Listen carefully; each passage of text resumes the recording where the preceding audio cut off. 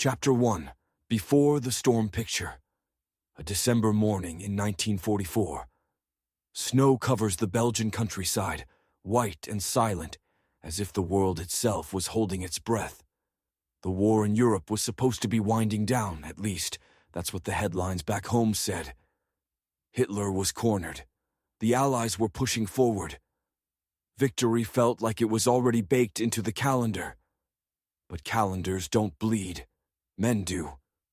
And in a small farmhouse-turned outpost near the Ardennes forest, an American sergeant named Jack Turner tightened the strap on his helmet and looked out into the trees.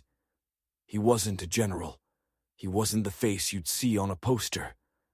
He was a farm boy from Ohio, 28 years old, carrying the kind of weight that doesn't show up in photographs. His parents had hoped he'd inherit the family land. Instead, he inherited a war. Jack wasn't special in the Hollywood sense. He wasn't tall, wasn't glamorous, didn't have a voice that made speeches echo. What he had was something quieter, the habit of responsibility. The kind you learn when you're the eldest son and your father dies too early. The kind you don't talk about, you just carry it. That habit had followed him across the Atlantic, through mud in Normandy, across hedgerows in France, and now into the frozen silence of Belgium. His unit had been chewed up, like so many others. What remained was a skeleton platoon tired men with hollow eyes, digging foxholes in the frost. And over them stood Turner, not because he wanted to, but because when everyone looked around for someone to follow, their eyes landed on him. The official orders were simple. Hold the village. The reality was chaos. Supplies were low, ammunition thinner than the ice on the nearby creek. Radios cut out more often than they worked. The men could hear engines in the distance. German armor moving where it shouldn't be. Jack didn't complain. He walked the line, checked the positions, adjusted rifles in shaking hands.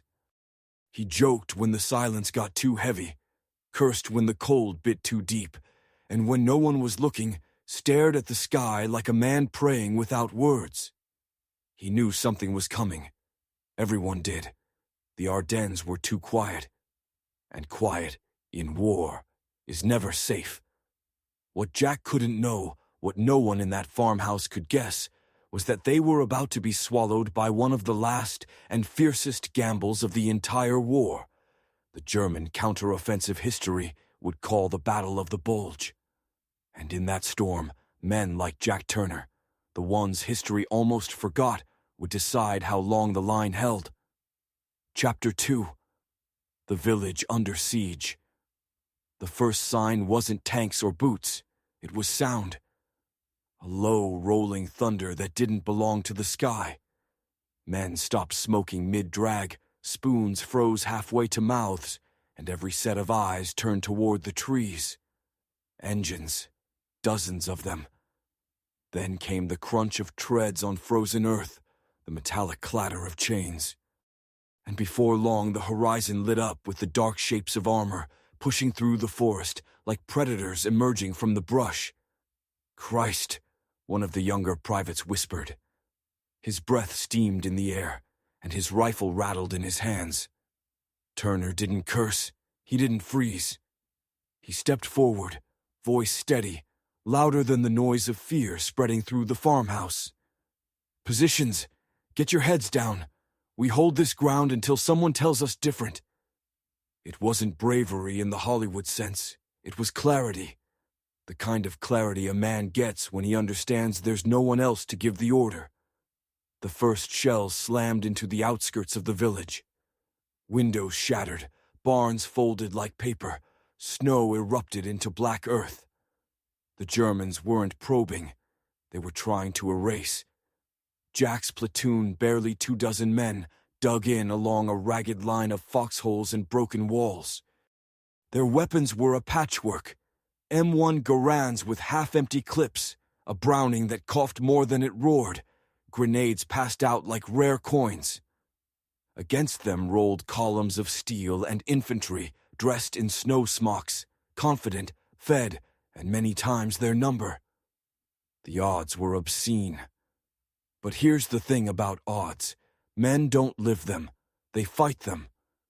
Jack crawled from hole to hole, steadying hands, cracking jokes sharp enough to slice fear.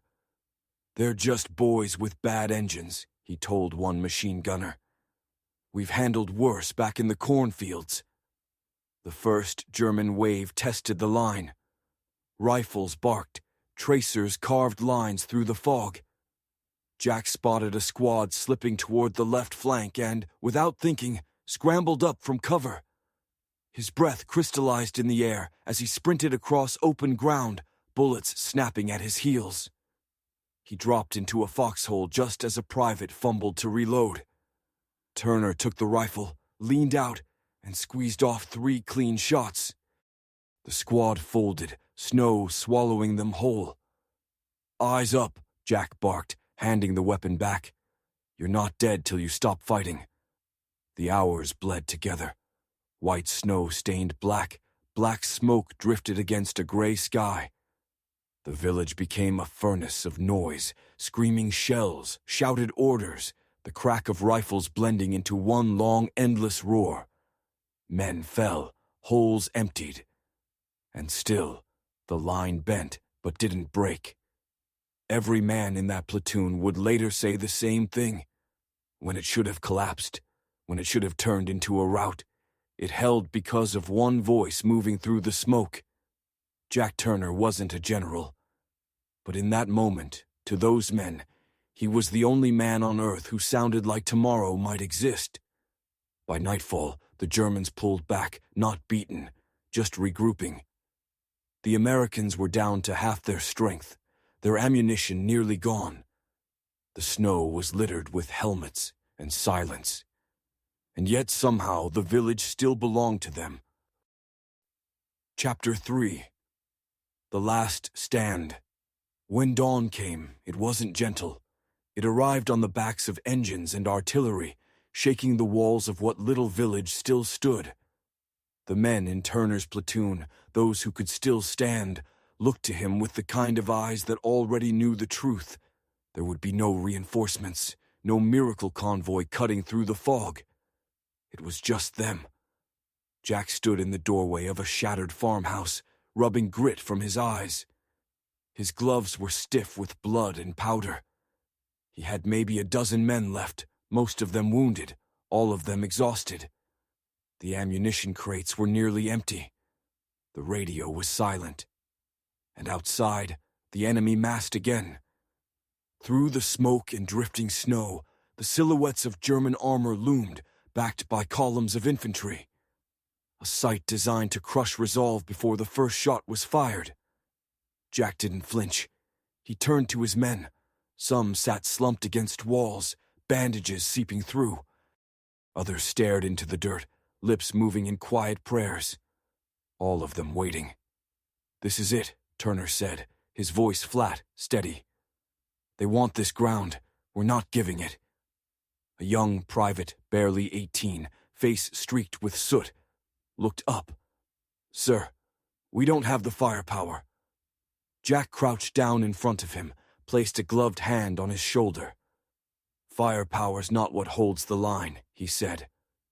"Men do, and you, every one of you, you're the line today. So if this is where it ends, then it damn well ends with them knowing Americans don't run."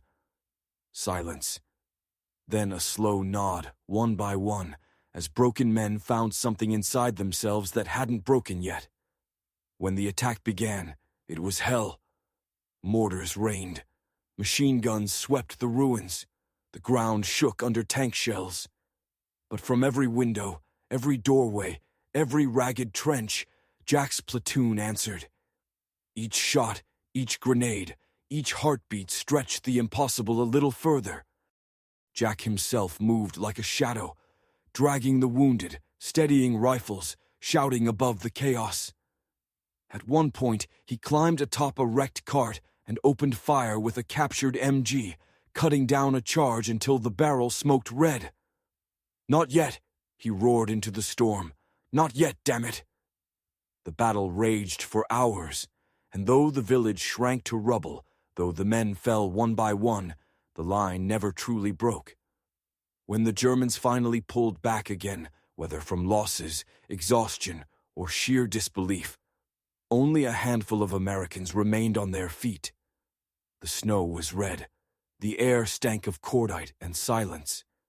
Jack Turner slumped against a wall, his rifle across his knees. His breath steamed in the air, ragged but steady. Around him, his surviving men 5, maybe 6 sat in the ruins, eyes hollow, but alive. Against every calculation, they had done it. Later, history books would barely mention the fight. The war was too big, the maps too crowded with arrows. But for the men who lived that day, there was no forgetting. Because leadership isn't medals or speeches. It's one man, in the worst moment, refusing to let go of tomorrow. And that's what Jack Turner gave them.